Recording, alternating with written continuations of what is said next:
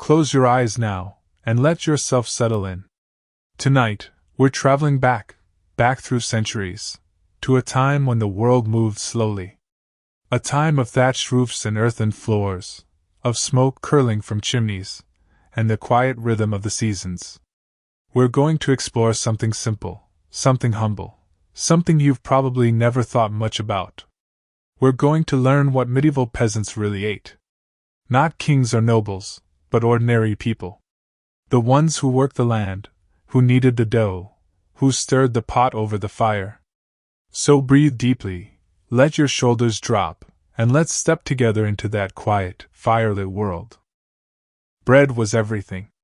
If you lived in medieval Europe as a peasant, from the foggy mornings in England to the rocky hillsides of southern France, your day began and ended with bread.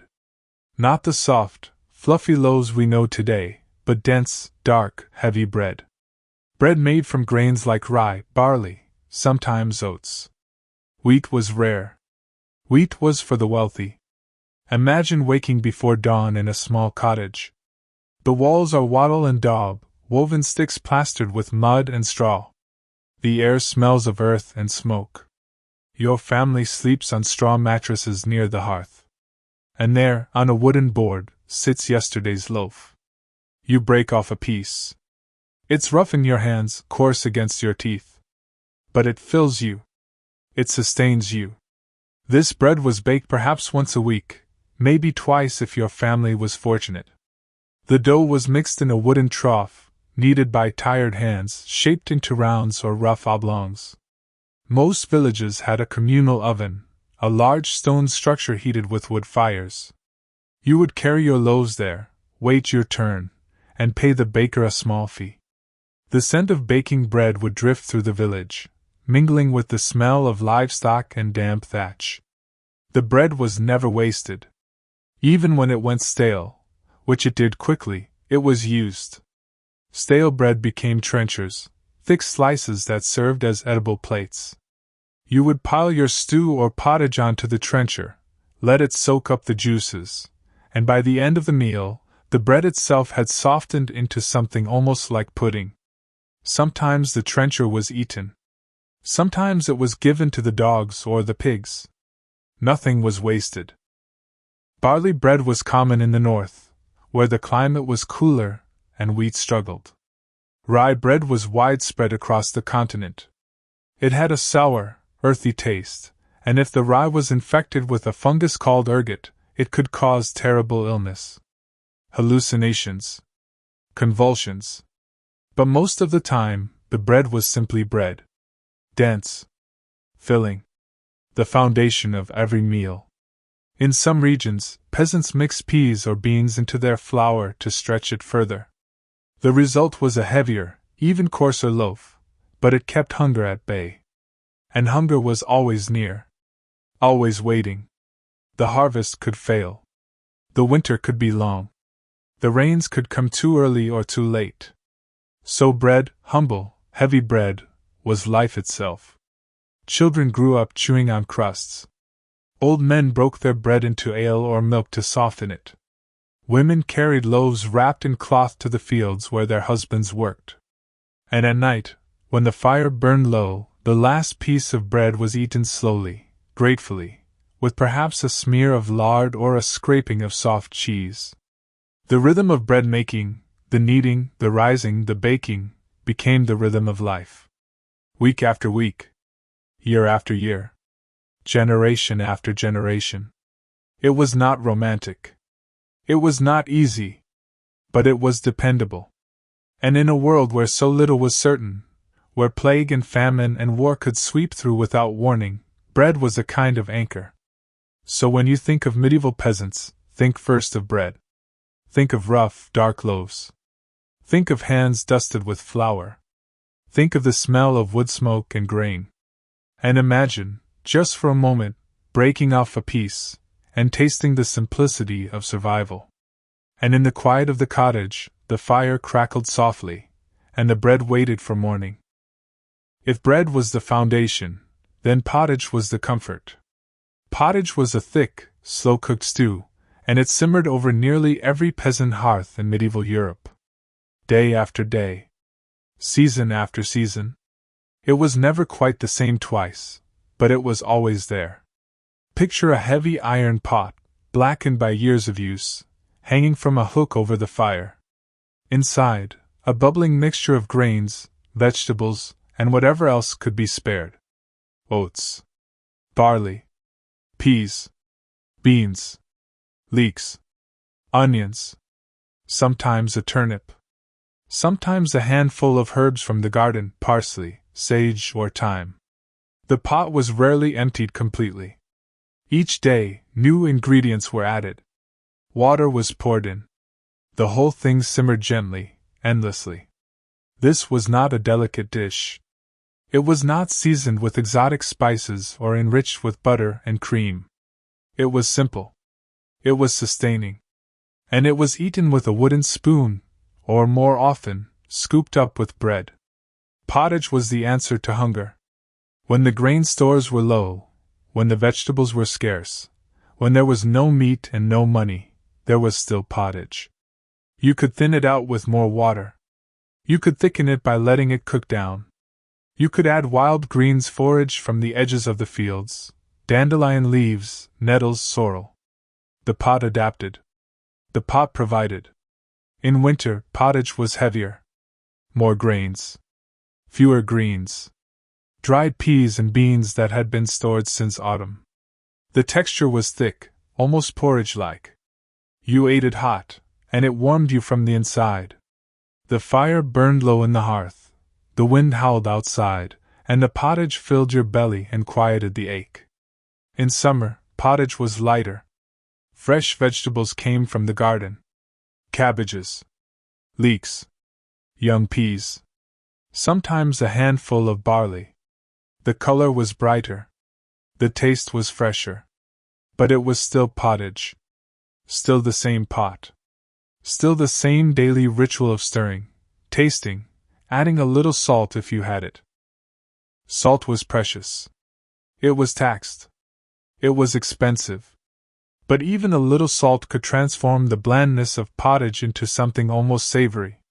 Some families kept a small pouch of salt, used sparingly, saved for when the pottage tasted too flat. Others had none at all. They relied on herbs. Or simply on hunger to make the meal taste good enough. Occasionally, on feast days or after a successful hunt, a bit of meat might find its way into the pot. A rabbit. A chicken. A piece of salted pork. The meat was cut into small pieces, simmered until it fell apart, and the broth became richer, more flavorful. But this was rare.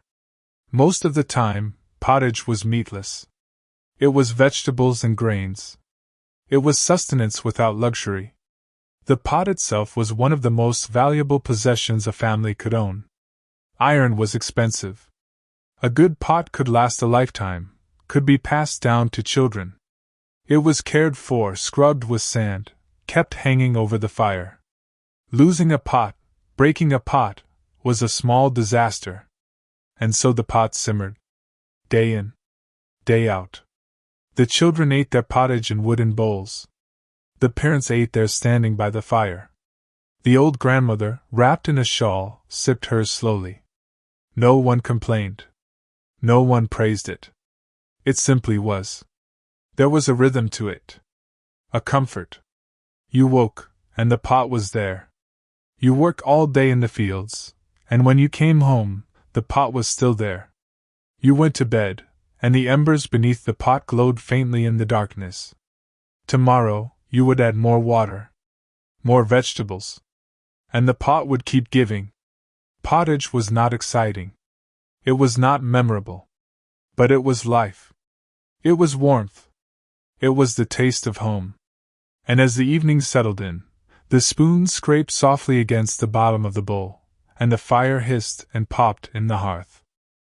Behind nearly every peasant cottage, tucked between the pigsty and the field, was a small garden. A plot of earth, carefully tended, where vegetables grew in uneven rows. This was the domain of the household, often the women and children, and it provided much of what kept the family alive. The garden was not large. Perhaps 20 feet by 30. Perhaps smaller. But every inch was used. There were no flowers here. No ornamental plants. Everything that grew had a purpose. Everything could be eaten. Onions and leeks were essential. They grew easily, stored well through the winter, and added flavor to the endless pottage. You planted them in spring, tended them through summer, and pulled them in autumn. Their green tops swayed in the breeze. Their bulbs swelled underground. When you harvested them, you laid them out to dry in the sun, then braided them into long ropes and hung them from the rafters of your cottage. Cabbages were sturdy and reliable. They tolerated cold. They grew large. A single cabbage could feed a family for days. You boiled it. You added it to pottage. You chopped it and mixed it with salt to make a kind of sauerkraut that lasted through winter. The leaves were tough, the taste was strong, but it was food. Peas and beans climbed wooden stakes or woven fences. They were picked young and eaten fresh in summer, or left to dry on the vine for winter storage. Dried peas and beans were hard as stones, but after soaking overnight and simmering for hours, they softened into something edible. Something nourishing. Turnips and parsnips grew in the cooler months. Their roots were pale and dense. They tasted earthy, slightly sweet. You could roast them in the coals of the fire. You could dice them and throw them into the pot. They were not exciting, but they filled you. Herbs grew along the edges of the garden. Parsley, sage, thyme, mint. These were not just for flavor, though they helped. They were also medicine. A tea made from mint could soothe the stomach. Sage was good for sore throats. Thyme was believed to ward off illness. The garden was a pharmacy as much as it was a source of food. Occasionally, there were garlic and shallots. Small. Pungent. Used sparingly. A clove of garlic rubbed on bread. A shallot sliced into pottage. These were little luxuries, grown in tiny quantities, treasured. The garden required constant work. You weeded. You watered. You chased away chickens and goats. You picked off beetles and caterpillars. The soil was often poor, thin and rocky, and you enriched it with whatever you could find. Manure from the animals. Ashes from the hearth. Rotting vegetable scraps. Slowly, over years, the soil improved. Children learned to garden early. They pulled weeds. They carried water from the well or the stream. They learned which plants to pick and which to leave. It was not a game. It was survival. But there was a kind of quiet satisfaction in it. In watching the green shoots emerge. In picking the first peas of summer.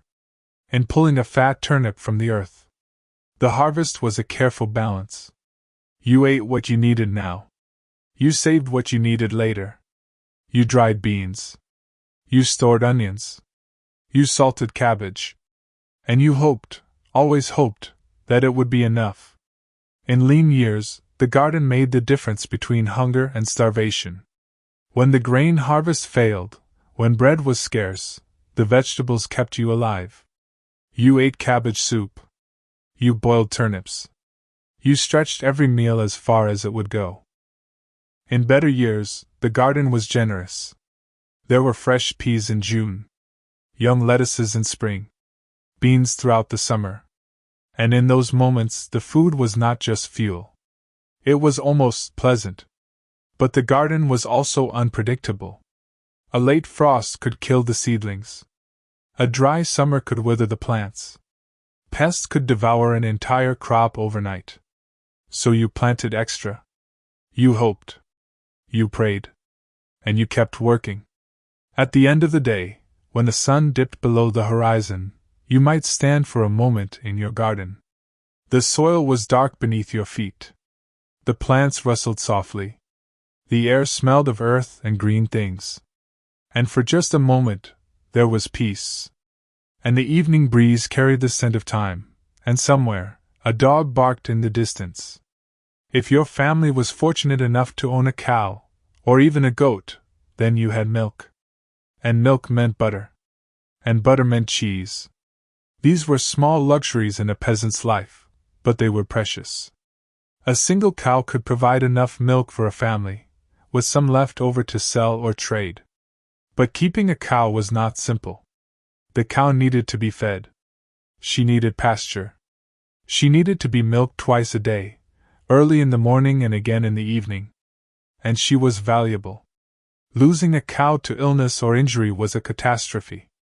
Goats were more common among poorer families.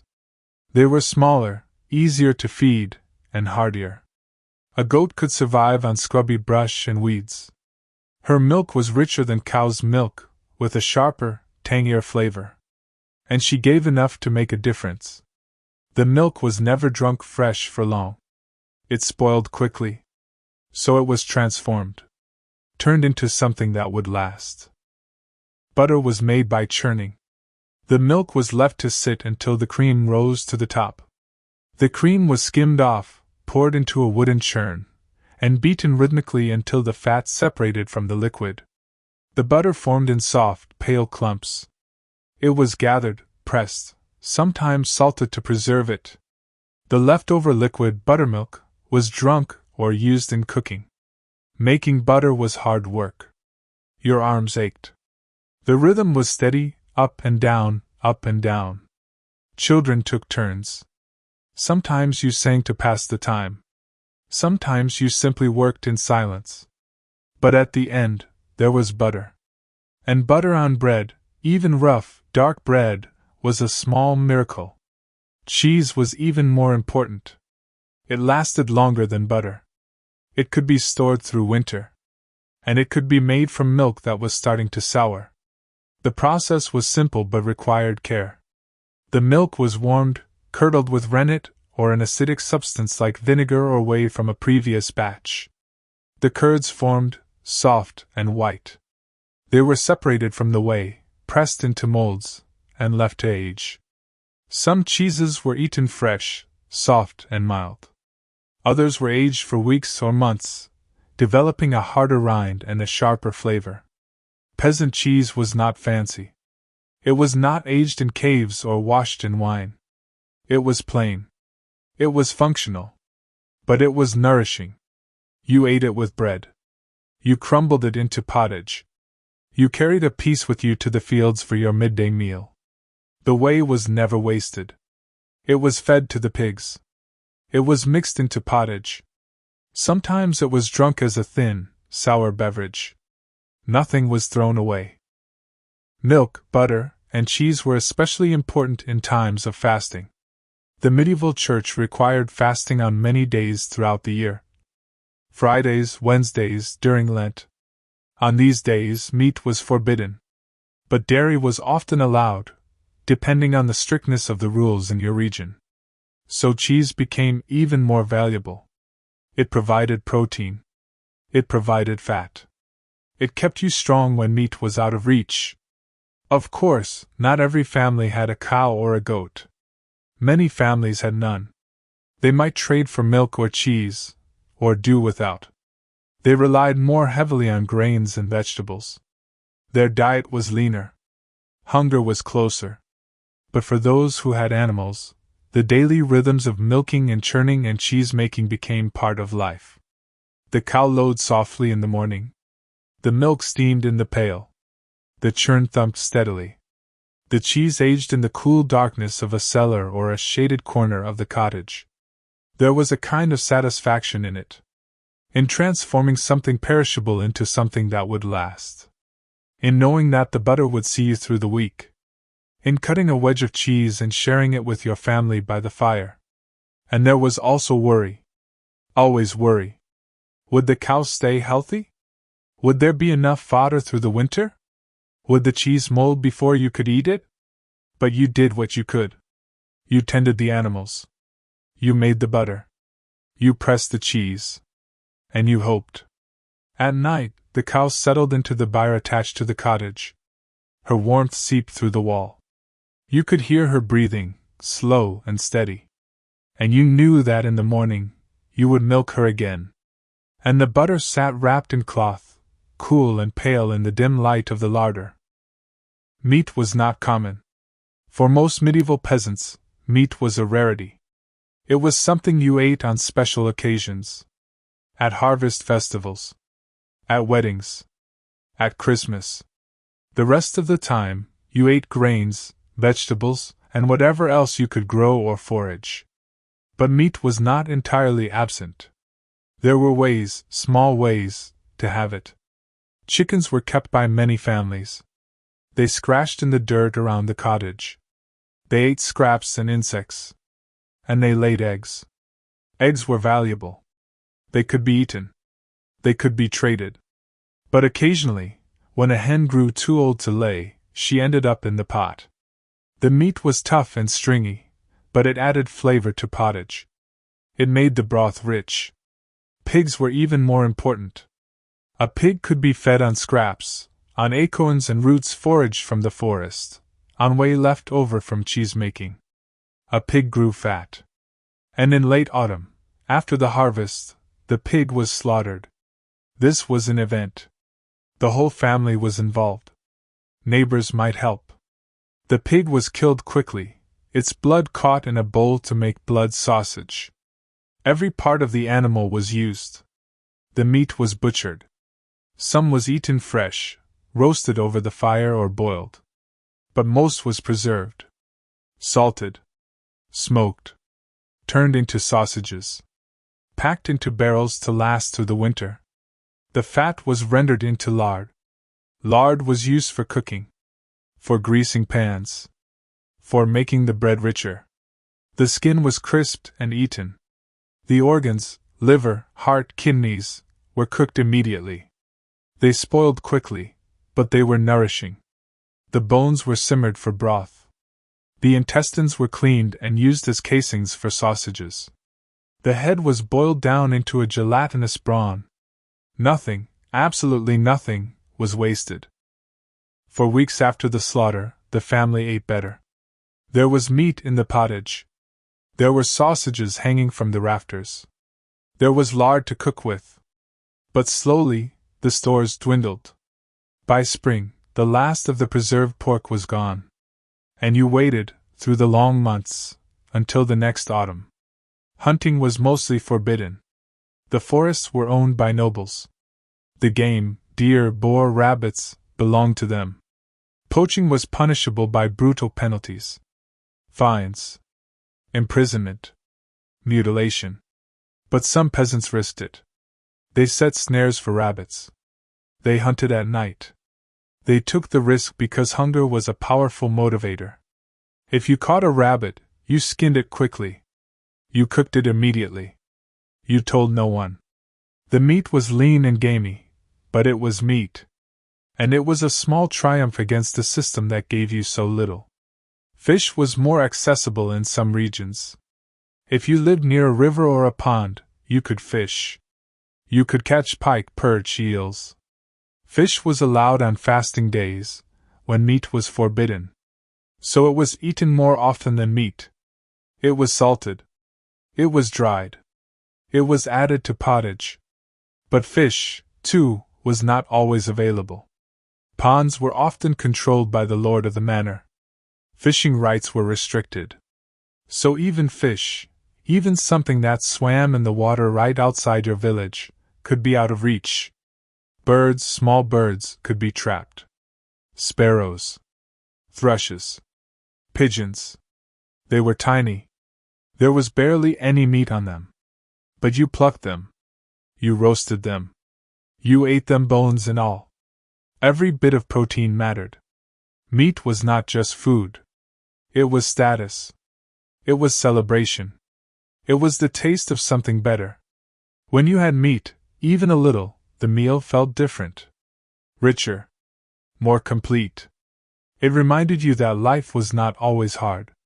Not always bland. But for most of the year, meat was a memory. Or a hope. You remembered the taste of roasted pork at Christmas. You dreamed of the next slaughter. And you made do with what you had. And yet, even without meat, people survived. They grew strong on bread and pottage and vegetables. They worked the fields. They raised their children. They lived. Meat was precious. But it was not everything. And at the end of the day, the hearth glowed softly, and the smell of wood smoke lingered in the air. Water was not safe. Everyone knew this, even if they did not understand why. Water from rivers and wells could make you sick. It could kill you. So peasants drank something else. They drank ale. Ale was everywhere.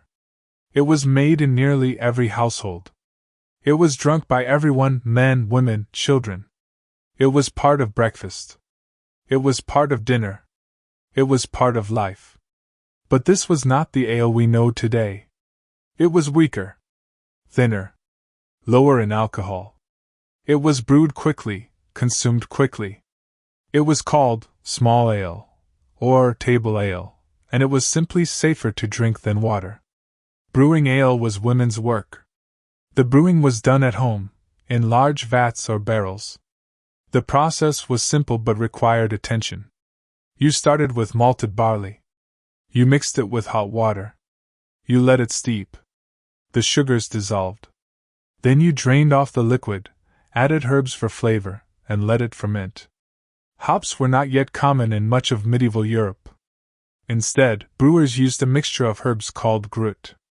Grut might include yarrow, heather, juniper, or wild rosemary. Each region had its own recipe. Each household had its own variation. The herbs gave the ale a complex, earthy flavor, and they also helped preserve it. The fermentation happened naturally.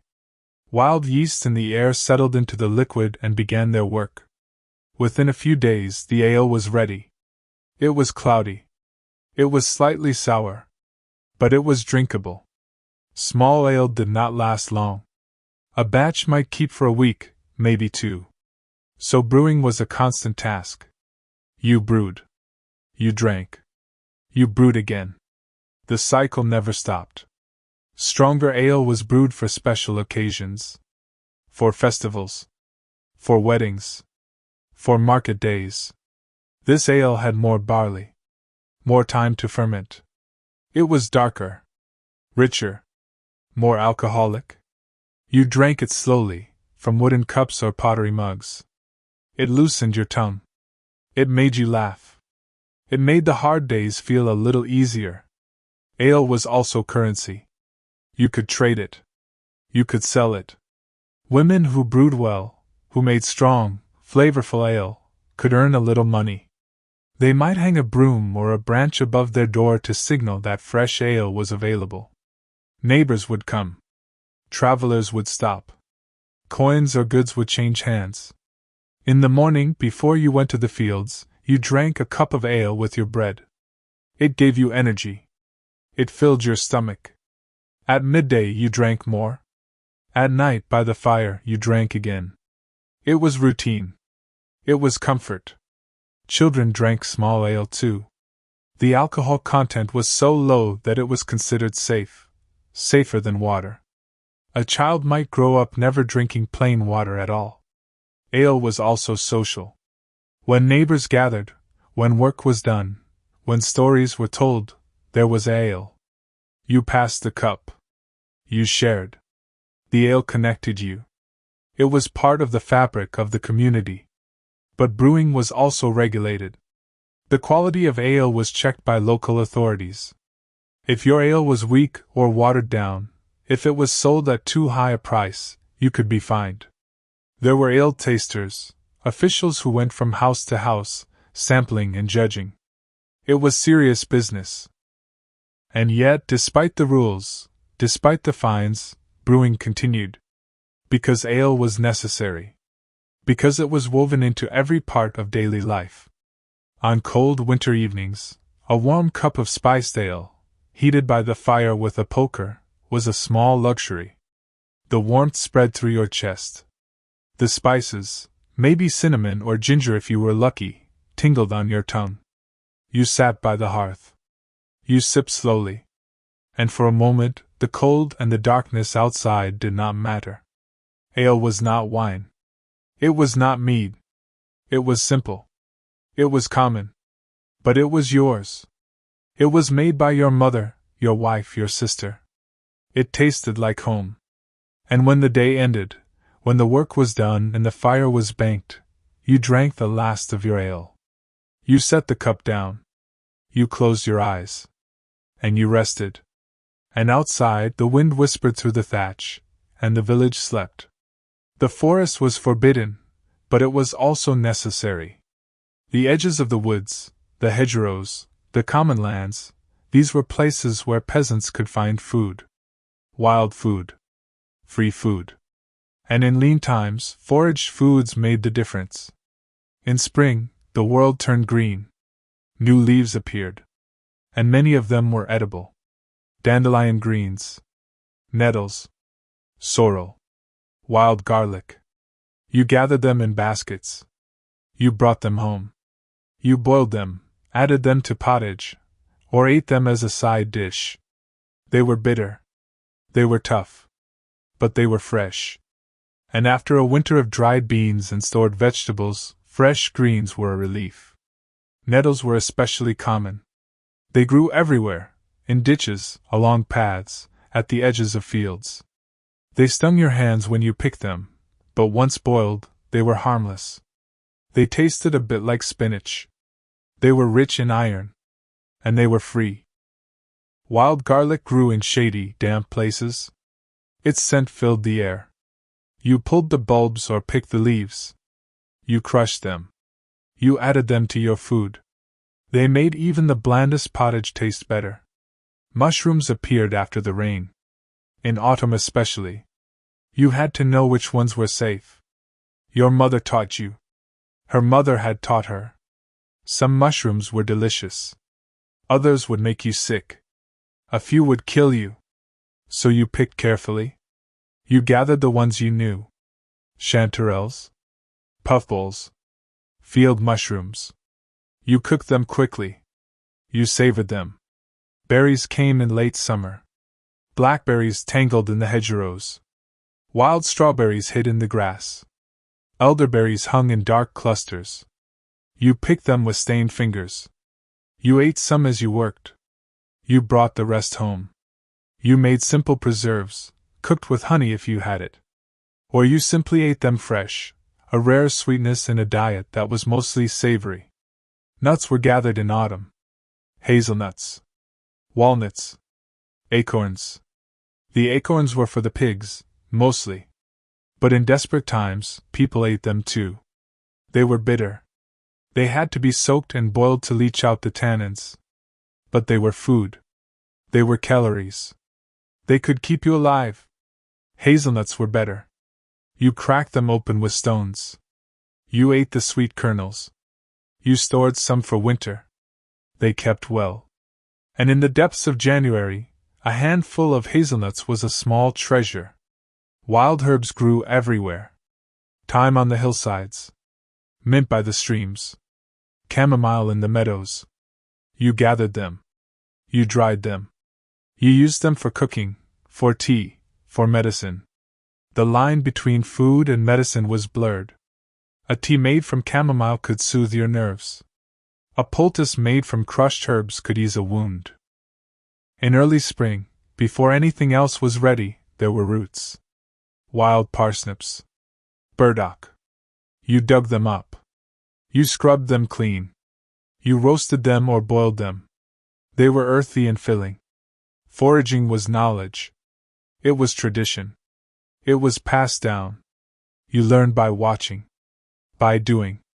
You learned which plants were safe and which were not. You learned where to look. When to pick. How to prepare. But foraging was also risky. The forest belonged to the Lord. Taking wood was theft. Taking game was poaching. But picking berries, gathering mushrooms, pulling greens, this was tolerated. Mostly. As long as you did not take too much. As long as you stayed in the margins. Children were good foragers. They had sharp eyes. They could slip into places adults could not. They filled their baskets with berries and nuts. They brought them home proudly. And the family ate a little better that night. Foraging was also seasonal. In spring and summer, there was plenty. In autumn, there was abundance. But in winter there was almost nothing. The land was bare. The trees were skeletal. And you relied on what you had stored. But when the first greens appeared in early spring, when the nettles pushed up through the cold earth, it felt like hope. It felt like the world was waking up. And you gathered them carefully, gratefully. You knew that the worst was over. That life was returning. Foraging was not farming. It was not planned. It was opportunistic. But it was essential. It added variety. It added nutrition. It added a little wildness to a life that was otherwise very controlled. And at the end of the day, your basket full of greens or berries or mushrooms, you walked home. The sun was setting. The air smelled of earth and growing things. And you felt, for just a moment, a small sense of abundance. And the forest rustled softly behind you, and the path led you home. Salt was precious. It was essential for preserving food, for curing meat, for making cheese. But it was expensive. It was taxed. And for many peasants, it was scarce. Salt was mined or harvested from the sea. It traveled long distances. It passed through many hands. By the time it reached a small village, the price had risen. A peasant might own only a small pouch of salt, used sparingly. A pinch in the pottage. A handful rubbed into pork after the slaughter. It was rationed. It was guarded. Without salt, food was bland. Pottage tasted flat. Bread was dense and tasteless. But with even a little salt, everything improved. Salt was magic. It transformed. It preserved. It made life a little more bearable. Some peasants made their own salt, if they lived near the coast. They boiled seawater in shallow pans. The water evaporated. The salt crystallized. It was slow work. It required fuel for the fire.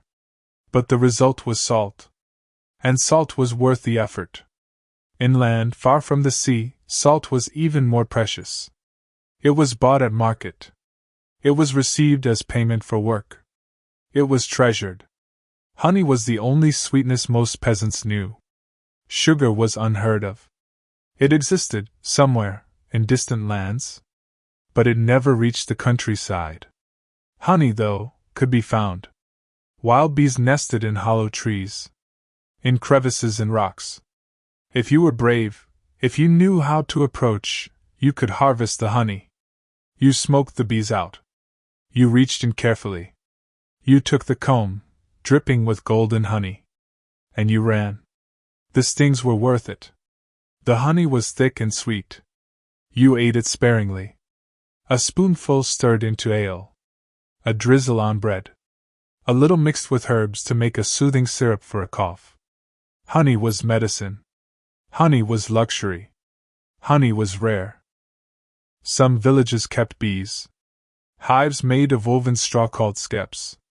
The bees lived there. They made honey.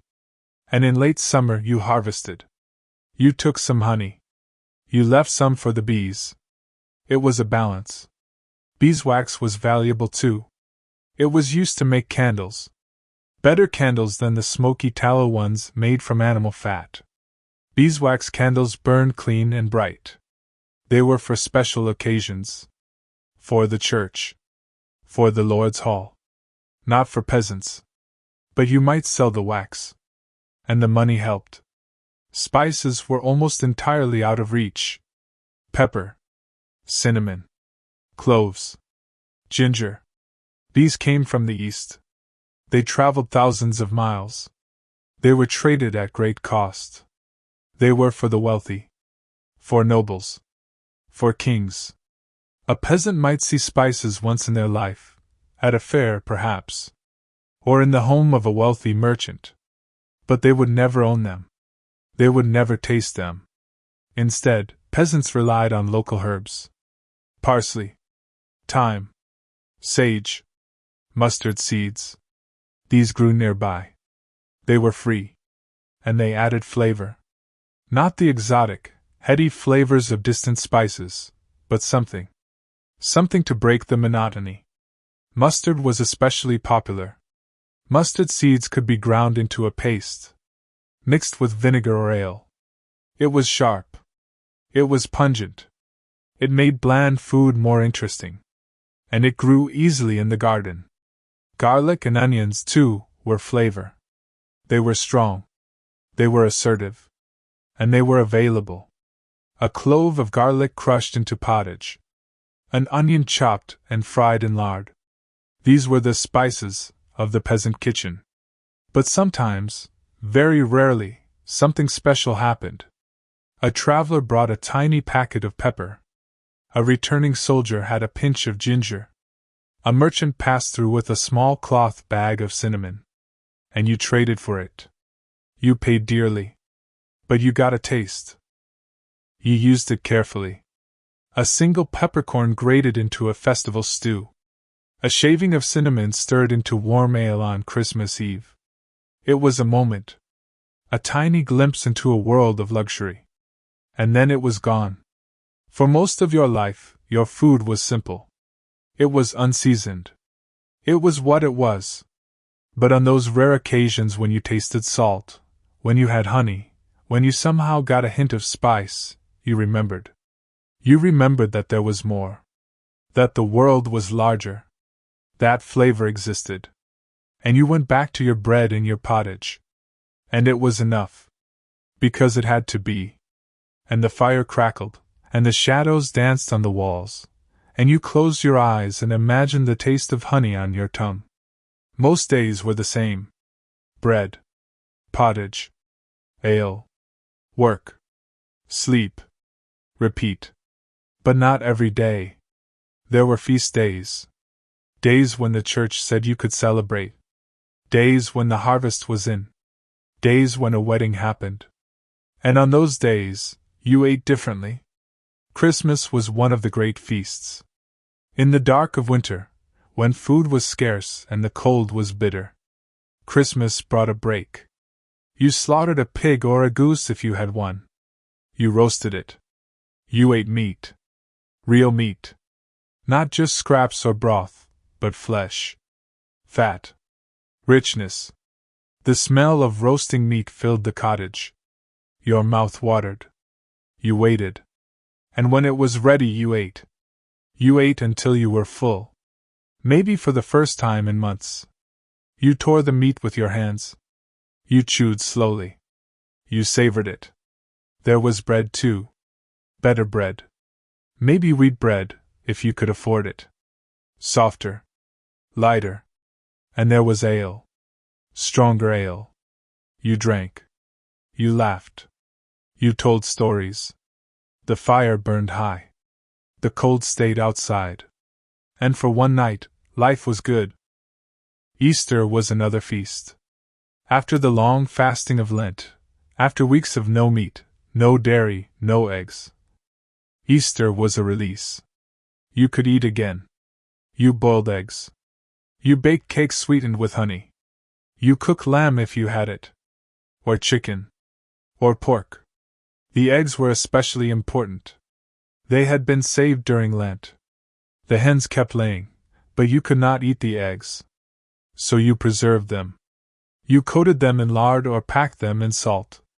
And at Easter you boiled them. You dyed them with onion skins or beetroot. You cracked them open. And the taste was almost sweet. Harvest time brought its own feast.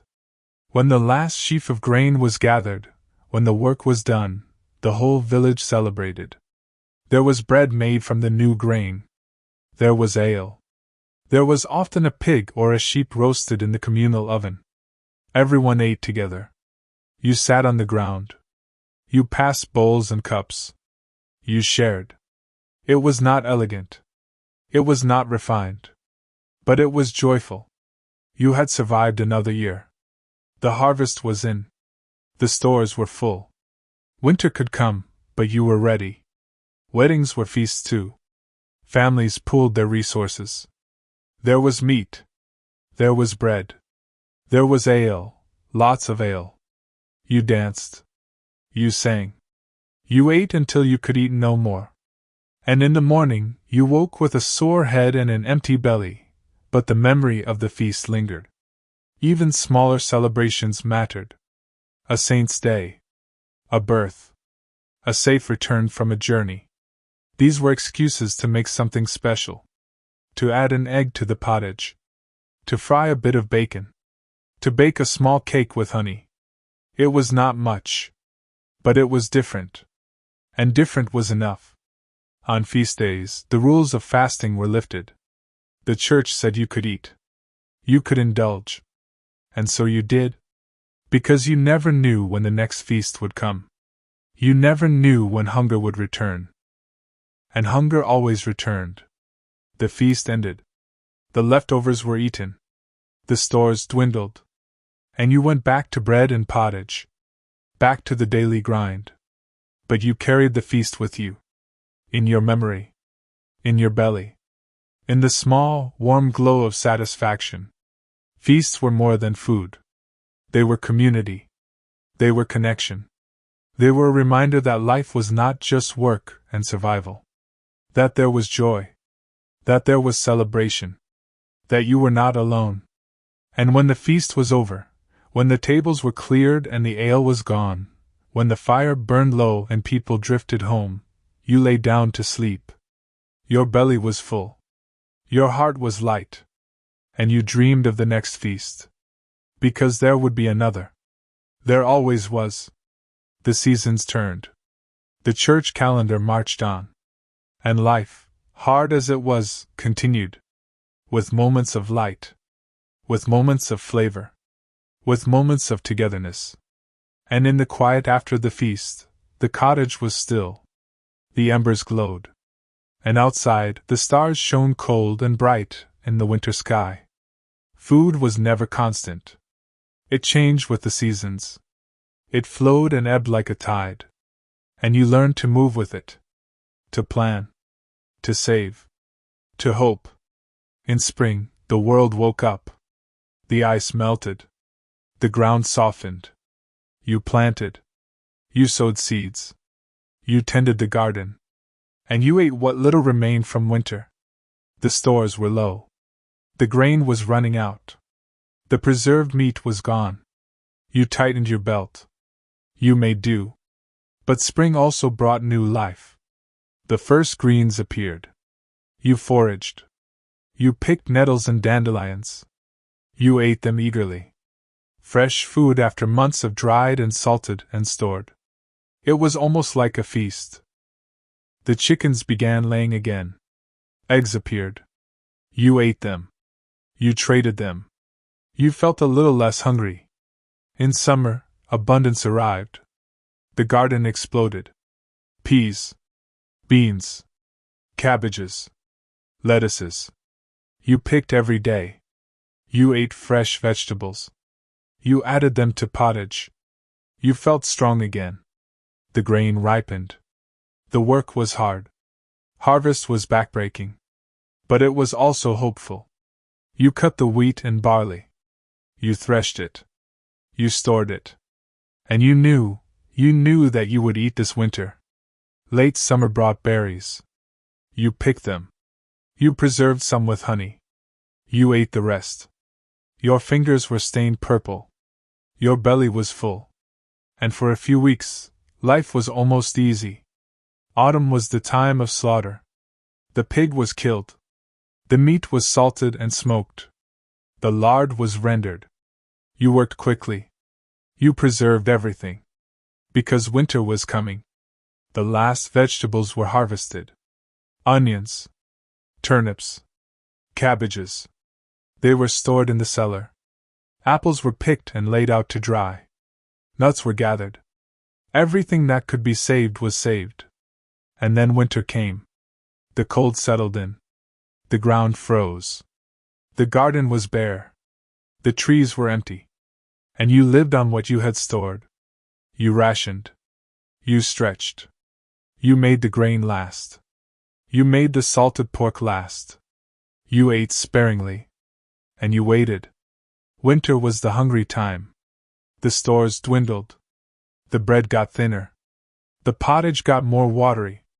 You added more wild greens if you could find them. You boiled bones again and again to extract the last bit of flavor. And you hoped. You hoped that spring would come before the food ran out. Some winters were harder than others. Some years the harvest was poor. Some years the pig did not fatten. Some years illness struck the animals. And those winters were brutal. People went hungry. People died. But most years you survived. You made it through. You emerged in spring, thinner, weaker, but alive. And the cycle began again. This was life. This rhythm. This constant negotiation with the seasons. You could not escape it. You could not control it. You could only adapt. Only endure. You learned patience. You learned gratitude. You learned to savor the good times, because you knew they would not last. You learned to endure the hard times, because you knew they would pass. Food was survival. But it was also life. It was the taste of summer peas. The smell of roasting meat at Christmas. The warmth of ale by the fire. It was the feel of fresh bread in your hands. The tang of wild sorrel. The sweetness of honey. You did not eat for pleasure. Not often. But sometimes, in small moments, pleasure happened anyway. And you held on to those moments. You remembered them. They carried you through. And as the years passed, as you grew older, you taught your children. You showed them how to knead bread. How to tend the garden. How to forage. How to preserve. How to survive. And they learned. Just as you had learned. Just as your parents had taught you. And the cycle continued. Generation after generation. The same fields. The same bread. The same rhythms. It was hard. It was often joyless. But it was life. And life, even hard life, was precious. And so you kept going. You planted. You harvested. You cooked. You ate. You survived. And in the quiet moments, in the glow of the fire, in the smell of baking bread, you found something close to peace. And the stars turned overhead, and the seasons rolled on, and the world continued its slow, steady dance.